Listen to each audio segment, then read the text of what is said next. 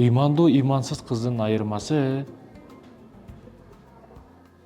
Кудайдан коркпогон кыздын айырмасы, сен ага 10 күлүштү, 10 кулупту аял кылып алганыңдан кийин күлүштөп, бар, аяка барып кел десең дагы, Кудайдан коркпосо, түшүнүгү болбосо,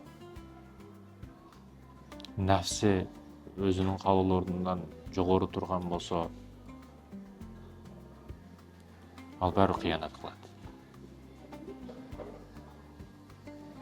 Камеранын алдынан аркасынан диктофонду аягынан биягынан көпчүгүдөн коюп, аркасынан 20 адамды коюп койсоң да кыянат кылам деген эркек же аял баары жолун табат. Баары бир жолун табат.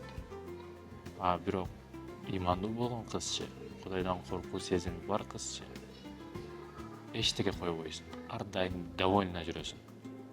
Бир жерге кеткенде айтып кетет. Жөнөкөй мелочь нерселерди кеңешет.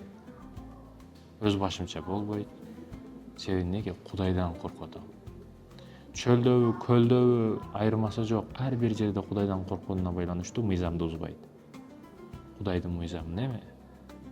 Эрине баш иш, арам иш кылбастык, бейруксат иш кылбастык. Эркек темасы дагы ушундай.